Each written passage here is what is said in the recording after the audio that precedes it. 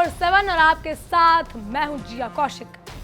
आज हम बात कर रहे हैं वैश्विक मंच पर अपनी फजीहत कराने वाले और दुनिया के उस इकलौते मुल्क की जिसका नाम सुनते ही तरक्की, खुशहाली या तहजीब नहीं बल्कि सिर्फ और सिर्फ आतंकवाद का काला साया, भुखमरी की चीखें और हाथ में लहराता हुआ भीख का कटोरा याद आता है। जी हाँ, हम बात कर रहे हैं हमारे अजीज और पैदाइशी तौर पर कंगाल पड़ोसी मुल्क पाकिस्तान की। वही पाकिस्तान जो कभी खुद को शहंशाह समझकर दुनिया को परमाणु बम की गीदड़ भभकियां देता था, लेकिन आज उसकी अपनी पैंट फटी हुई है और वो पूरी दुनिया के सामने जलील हो रहा है। हालात ये हो चुका है कि एक तरफ यूरोपीय संघ यानी ईयू ने उसे जोरदार अंतर्राष्ट्रीय जमाता जड़ते हुए साफ कह दिया कि ये भिखारी मुल्क, अगर तूने अपने यहाँ मानवाधिकारों का कत्लेआम बंद नहीं किया तो जो बची कुची खैरात और मुफ्त व्यापार यानी GSP प्लस की भीख तुझे मिलती है उसे हम हमेशा के लिए लात मारकर बंद कर देंगे। पाकिस्तान की हालात उस गीदड़ जैसी हो गई है जो शेर की खाल ओढ़कर घूम रहा था, लेकिन यूरोप इस फटकार के बाद असलियत उसकी सामने ला चुका है। अब इस दिवालिये देश के पास ना तो अपनी इज्जत बचाने के लिए या छुपाने का कोई कपड़ा बचा है और ना ही अपनी इस भूखी आवाम का पेट भरने का कोई जरिया है। चारों तरफ से सिर्फ थू थू, जल्लत और बर्बादी का एक ऐसा मंजर है जिसने इस्लामाबाद से लेकर रावलपिंडी के जंगलों के होश उड़ा दिए। कहते हैं ना कि रस्ते जल गई पर बल नहीं गया। पाकिस्तान की हालात बिल्कुल वैसी हो गई है। मुल्क दिवालिया होने की कगार पर खड़ा है, जेब में धेला नहीं है, लेकिन नीतियां और घमंड आज भी आसमान छू रहा है।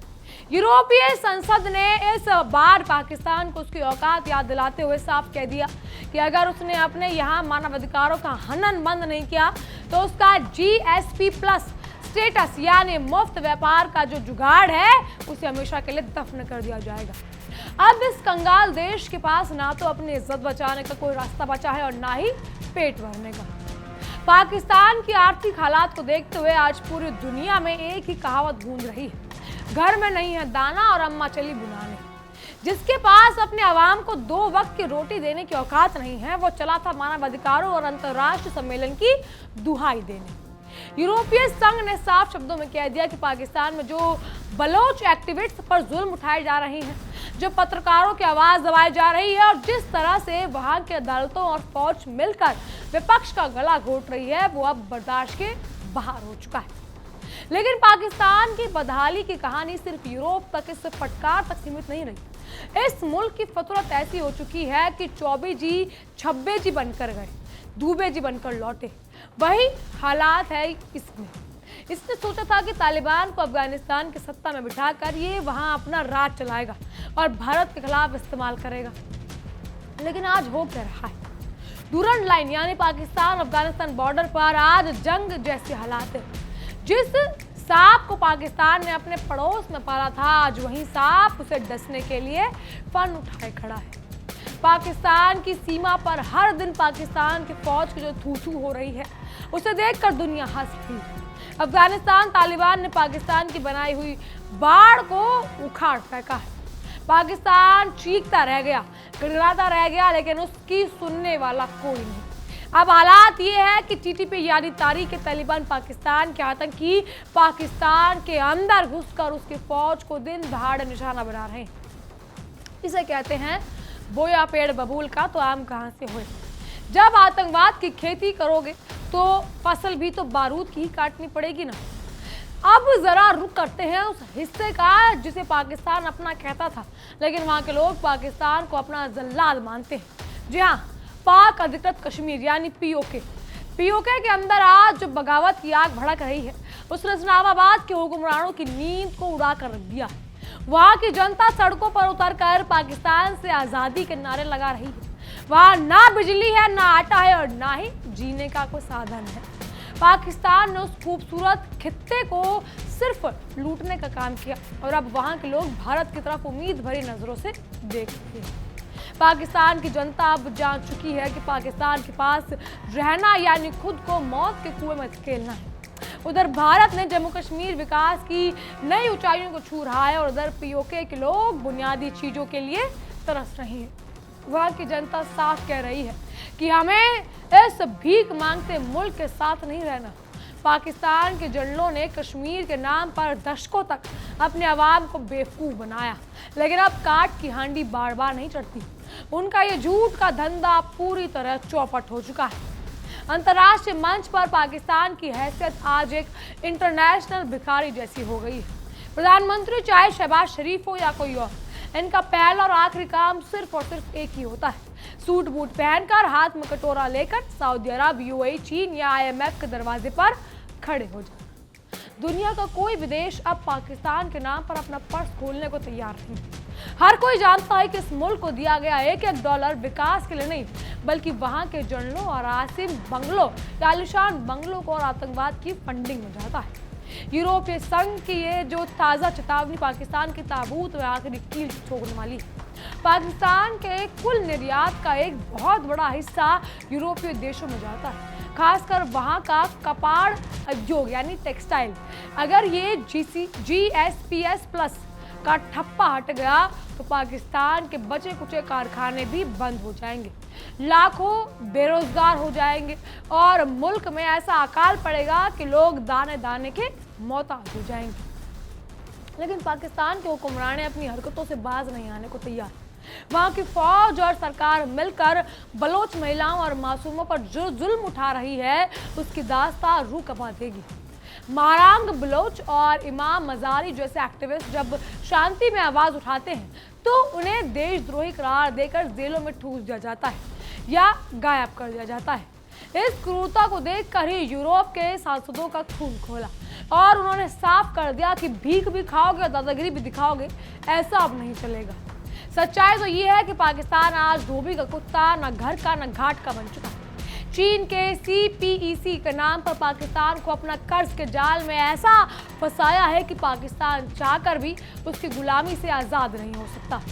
चीन उसका इस्तेमाल एक औजार की तरह कर रहा है और जब काम निकलेगा तो उसे कचरे के डिब्बे में फेंक दिया जाएगा। दूसरी तरफ अमेरिका और पश्चिमी देशों ने भी पाकिस्तान से अपना हाथ पूरी तरह खींच लिया है, क्योंकि वो जान चुकी है कि यह मुल्क कभी सुधरने वाला नहीं।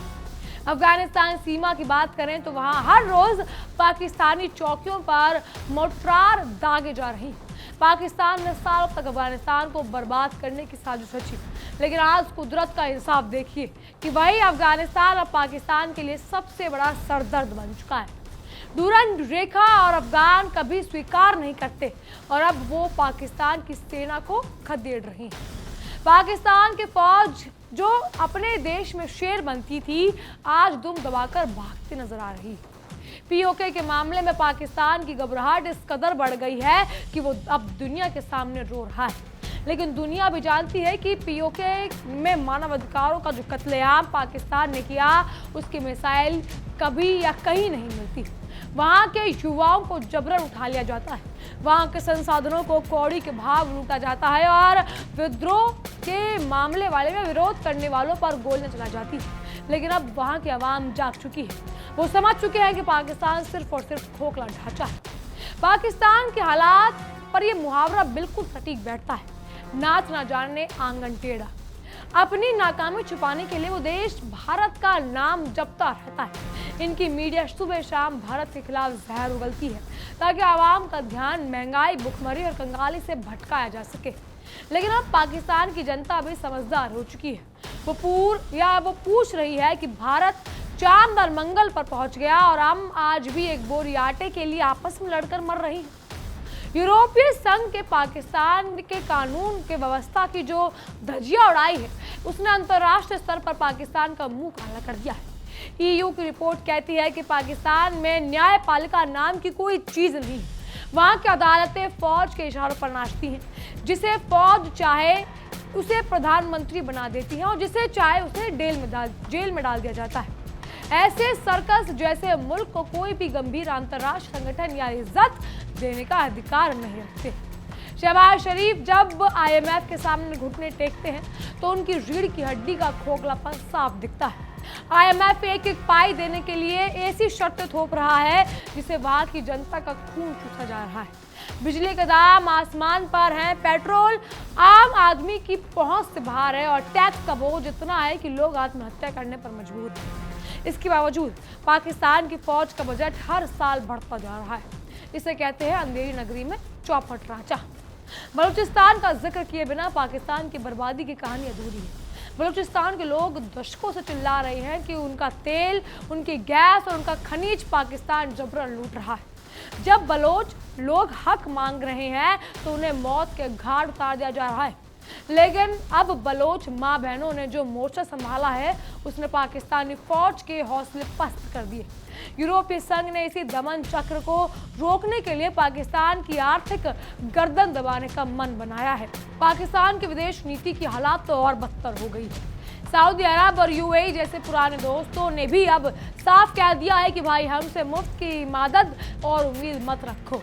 अगर पैसे चाहिए तो कुछ गिरवी रखो या कोई बिजनेस करो। लेकिन पाकिस्तान के पास पैसे बेचने के लिए कुछ भी नहीं है सिवाय कर्ज और ज़िल्लत के। उनके पास कोई ऐसा उत्पाद भी नहीं है जिसके वो गर्व करके दुनिया को बेच सके। अफगानिस्तान बॉर्डर पर इस तनाव की इस हद तक दोनों देशों के बीच व्यापार पूरी तरह ठप हो चुका है। तोरखम और चमन बॉर्डर पर आए दिन होने वाली गोलाबारी में पाकिस्तानी सैनिक गाजर मूली की तरह काटे जा रहे हैं। पाकिस्तान ने कभी सोचा भी नहीं था कि उनका पश्चिमी बॉर्डर उसके जिल्लत को सुलगता हुआ जहन्नुम बना देगा। अब पाकिस्तान दो पार्टों के बीच से पिस रहा है। एक तरफ अंदरूनी कंगाली है, दूसरी तरफ सरहद पर मौत का साया और तीसरी तरफ बलूचिस्तान।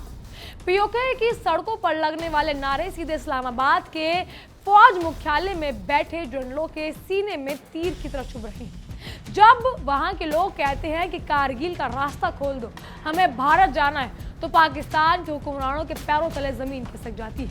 उनका पूरा का पूरा कश्मीर नैरेटिव जिसके दम पर वो अपनी आवाम का खून चूसते आ रहे हैं, वो ताश के पत्तों की तरह ढह जाता है। यूरोपीय संघ की ये चेतावनी महज एक शुरुआत है। अगर पाकिस्तान ने अपनी नीतियां नहीं बदली तो वो दिन दूर नहीं जब FATF के ग्रे या ब्लैक लिस्ट का जिन फिर से बाहर आ जाएगा। पाकिस्तान की फितरत ही ऐसी रही है कि वो सुधर नहीं सकता। कुत्ते के दुम 12 बरस भी अगर नली में रख लो तो भी वो टेढ़ी की टेढ़ी ही रहती है। आतंकवाद को पालने और दुनिया के सामने मजलूम बनने का ढोंग रचना, यही पाकिस्तान का असली चेहरा है। पाकिस्तान के बुद्धिजीवी खुद टीवी चैनलों पर बैठकर रोते हैं कि हमारा देश एक विफल राष्ट्र यानी फेल्ड स्टेट बन चुका है। वहाँ की रुपया की कीमत रद्दी के कागज की ज्यादा और कुछ नहीं है। बांग्लादेश जो कभी पाकिस्तान का हिस्सा था, आज आर्थिक रूप से पाकिस्तान से कोसों आगे निकल चुका है। लेकिन पाकिस्तान आज भी 1947 की नफरत और झूठे गुरूर में जी रहा है। और जिए भी क्यों ना। जब भी पाकिस्तान को पैसा मिलता है, IMF जब भी भीख देता है या कोई भी उसका दोस्त उसे भीख देता है, वो कहाँ यूज करता है उसे? या तो आतंकवाद फैलाने में या फिर अपने बड़े बड़े महलों को सजाने में। अब उस आतंकवाद ने जब उसे डसना शुरू किया है तो वो चला है भारत पर नाम जपने। एक तो भारत का नाम पाकिस्तान ऐसे जपता है जैसे पता नहीं क्या है। भारत जो भी कुछ हो जाए पाकिस्तान में, चाहे वो कंगाली हो, चाहे वो डुरन लाइन पर आतंकवाद हो, चाहे वो बलूचिस्तान की नागरिकता हो या फिर पीओके की कन्फ्लिक्ट हो, हर जगह भारत का नाम ऐसे लिया जाता है जैसे पाकिस्तान खुद भारत की जागीर हो। जब पाकिस्तान से कुछ संभाला नहीं जाता, जब उसे लगता है कि उसकी आवाम उससे सवाल पूछेगी, जब पाकिस्तान को लगता है कि दुनिया उससे सवाल पूछेगी, तो पाकिस्तान क्या करता है? वहां भारत का नाम ले लेता है कि भारत की वजह से ये सब हो रहा है। लेकिन अब दुनिया समझ चुकी है कि कुछ भी भारत की वजह से नहीं हो रहा। ये पाकिस्तान की खुद की हालात है। ये पाकिस्तान का खुद का बोया हुआ वो बीज है जो जिसके जंगल में अब जहर उगल रहा है। पाकिस्तान ने जिस आतंकवाद को पाल पोस कर बड़ा करा था, वो अब उसी को डसने के लिए बेताब है। और पालो अजगर, जब ये अजगर अब निगल रहा है तो अब मुंह उठाकर भारत का नाम लेने से कुछ नहीं होगा। जब कोसों बार, जब हजारों बार, लाखों बार दुनिया ने समझाया, UN ने समझाया, भारत ने तीखा प्रहार करके, ऑपरेशन सिंदूर करके समझाया कि आतंकवाद बुरी चीज है, भारत ने तो सिंधु जल संधि भी रोक दी, ट्रीटी ऑफ इंडस वाटर भी रोक दी गई कि किसी तरह तो पाकिस्तान में अकल आए, किसी तरह तो पाकिस्तान समझे कि ये चीजें खराब है, आतंकवाद खराब है। लेकिन कहाँ पाकिस्तान समझने वाला है। यही तो दोहरी नीति पाकिस्तान अक्सर करता आया है। और जब भारत या अफगानिस्तान या बलूचिस्तान से जब रुख करते हैं, कट्टर रुख करते हैं और जब इसे मारते हैं, पीटते हैं, तब ये जाता है IMF की तरफ, UN की तरफ या अमेरिका की तरफ। खटखटाया जाते हैं गेट कि हमें बचा लो, हम इस आतंक से परेशान हैं। तो जब बार बार, अभी भी पाकिस्तान को समझ नहीं आ रहा होगा, अभी भी हजारों बार भारत समझा रहा था, ऑपरेशन सिंदूर करके भी समझा दिया, उड़ी सर्जिकल स्ट्राइक करके समझा दिया, हर तरह से समझा दिया, लेकिन पाकिस्तान आज भी समझने वालों में से नहीं है। आखिर में इस कंगाल मुल्क को ये समझना होगा कि दुनिया अब उसके परमाणु धमकियों से डरने वाली नहीं है। एक तो हाथ में कुछ भी नहीं है इसके, ना इसके पास पैसा है, ना इसके पास इसके दोस्त है, ना इसके किसी पड़ोसी मुल्क से बन रही है, लेकिन ये फिर भी परमाणु धमकियां देता है कि हम परमाणु बम उड़ा देंगे और we are ready for the war. Khawaja Asif बोलते हैं ये बार बार कि we are ready for a open war. Open war किसके साथ करेंगे आप?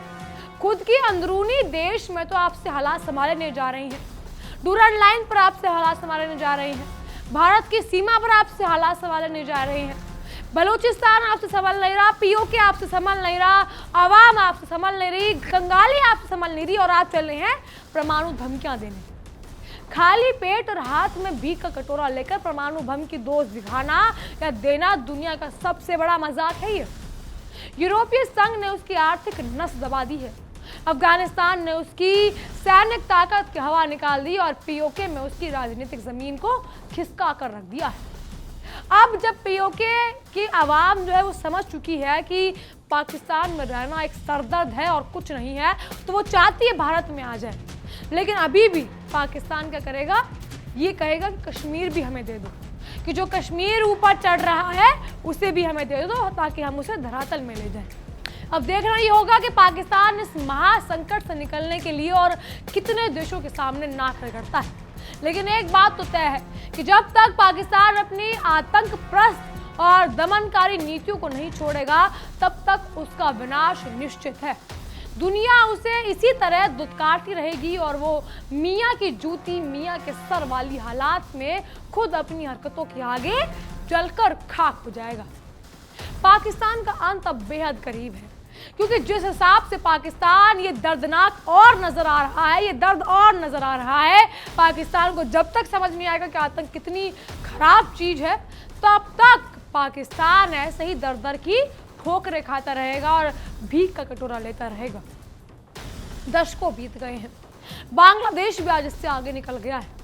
दशकों से ऐसा हो सकता है कि क्या कोई भी देश आज तक आगे बढ़ ही ना पाया हो, आज तक वो लोन के कर्जों से इतने करोड़ों अरबों खरबों रुपए के कर्जे से बाहर ही ना आ पाए। आखिर IMF से आया हुआ पैसे का पाकिस्तान क्या करता है? इतने खरबों रुपए कहाँ जा रहे हैं? आतंकवाद को पनाह देने में, क्योंकि कंगाली तो वहाँ वैसी की वैसी ही है।